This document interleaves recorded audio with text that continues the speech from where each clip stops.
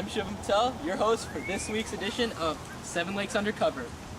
And now, we are going to investigate yet another charity that claims to impact the world in a new and innovative way. It's called the Hope Endowment. The Hope Endowment started in 2004 when nurse practitioner Molly Phillips, and coincidentally, she met Dr. Niraj Patel, the soon-to-be co-founder of the Hope Endowment.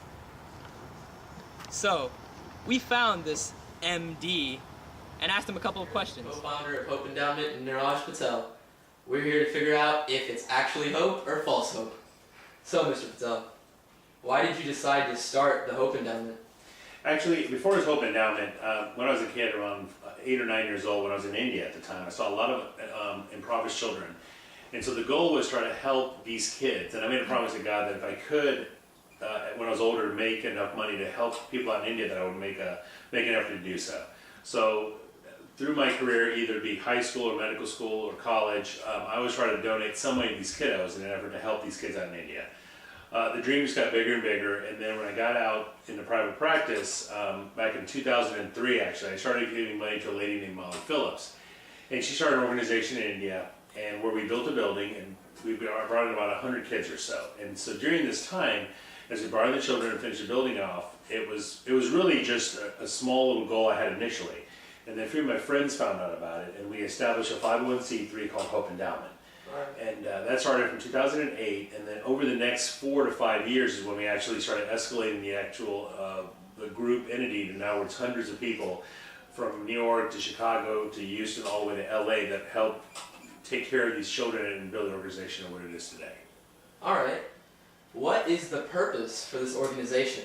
It's very simple. The whole point is to try to move resources and funds from America in order to help these individuals in India. The goal is to have a child that comes in the home, have a home to stay at, clothes, food, an education, and a loving environment where they can thrive. All right. How has the organization grown from the beginning? Once again, it started off with myself meeting a lady named Molly Phillips. We were working on a few small projects in India, and from there it grew from 2008 where 2 of my friends went with me to India and saw the kids. And they were really excited with the project and what it could be. So once we became a tax-exempt organization is when we started to actually expand. And so we went from our first gala, which is in a small little restaurant with maybe 50 people, to our last event, which is 400 people at the Sugarland Marriott. All right. What are your hopes for this organization in the future? Yeah, that's a good question. There's so much poverty in the world, I'm never going to be able to help all those kiddos out. So if I can just muster the efforts of all my friends and family here to help as many kids there as I can, that would be a huge success. But also the next generation. If you don't mind if I have a prop here. We actually have a thing called a Hope Jar. And the Hope Jar is what we give kids during the year. And as you can see, the symbol for hope is actually a little tree. All right. And we actually put $1 in there. And the joke behind it is it's actually seed money. So the kids will take this jar and they'll put their dimes and their quarters and their nickels, whatnot, into this little jar. Okay. And every Christmas we collect that money in order to send it to India to take care of these kiddos. And so one of my big dreams is to have as many children as possible be part of this, not only just so they support hope when they're older, but feel like philanthropy is something important in their lives, so that way they can help any number of causes that they find valuable when they're older. All right. What does the success of these children you're helping mean to you? Personally, it just means I was able to give something back. In my mind, any one of us could be these kids in India. Any one of these kids of us could be orphans. And so hopefully, success is just if as many children as we can get off the street and give them a safe place to learn, to live, and to thrive, basically, that would be success. So every child is a success. There's not necessarily one endpoint to this. Whatever we can do, and I just go to bed at night knowing that there's some children out there that I was able to help by bringing monies from here to help those kiddos there in India. All right. Thank you, Mr. Patel, for your time. Well, thank you. Well played, Hope. Well played. You seem to have passed our first test. Focusing on aiding the children of India who would otherwise end up in a life of poverty, crime, or maybe even death. Hope calls upon the world to aid them in their mission of nurturing children in India. When we asked Hope what legacy do they hope to leave behind, Hope quickly responded, "The legacy is not what we've already done, but what we hope to do in the future, because there are many more children in need and much more to be done." We're here at the Hope Endowment headquarters to talk to some volunteers.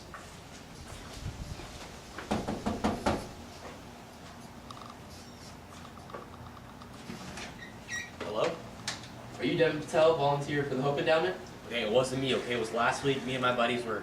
Oh, volunteering. Yes, I volunteer for the Hope Endowment. We just want to ask you a couple questions. So, Devin, why do you choose the Hope Endowment over other charities to volunteer at? Well, I choose the Hope Endowment, Shivam, because, like, it's really close to my heart. Ever since I was little, I've been part of this, and I've seen how these children in India have such a tough life. That we've seen children who are on the street with no food. They've resorted to eating dirt. Most of them barely have any education, no health care. And it really touched my heart, and I was really sad to hear about that. And I said, I want to make a change. I want to impact these children for the better. So I decided to start volunteering for Hope Endowment. I volunteer at other charities too, but I really like helping orphans in India is not something that's really been a big thing, and I really kind of want to start that. All right. What have you learned from volunteering at the Hope Endowment? I've really learned to be appreciative of all the great blessings I have. I look at my life and I say I have 3 meals a day, a nice house, I go to a good school, and I see these children in India with barely anything, no parents, no food, no health care. It's really sad. So I said, and I also realized that with the great blessings I have, I should use them to help children who are underprivileged. All right. Thanks for your time, Devin. No problem.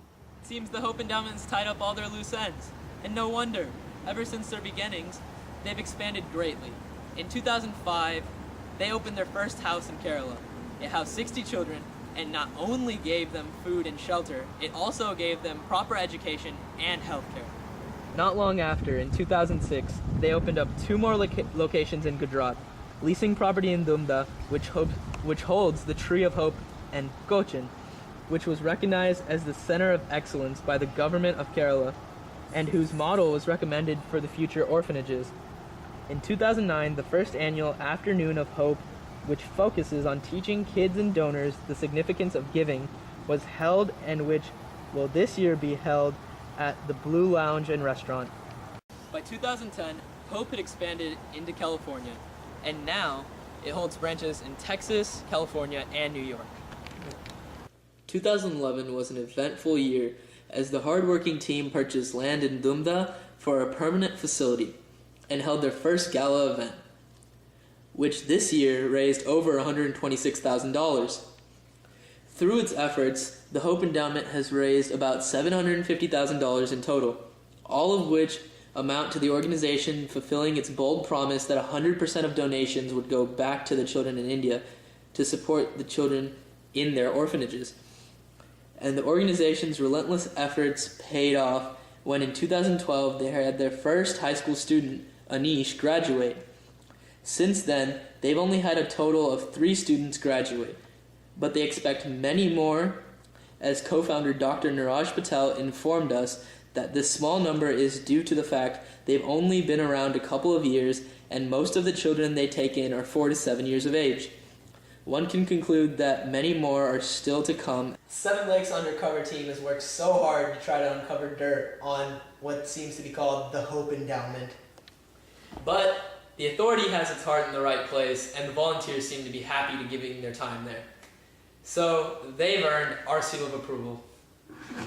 Cheers. Through their never-ending goal of nurturing, nourishing, sheltering, educating, and caring for their orphan children in India, the Hope Endowment has struck a nerve with their unique approach with their charity that won't be going away anytime soon. Even the smallest of donations make a difference, and the Hope Endowment makes note of that with their Hope Jars, which are easy and can change the life of a... Continuing to run on the goodness of people's hearts, they hope that you join the cause to give the impoverished in India another chance. It may have just gotten on its feet, but it sure as heck is just getting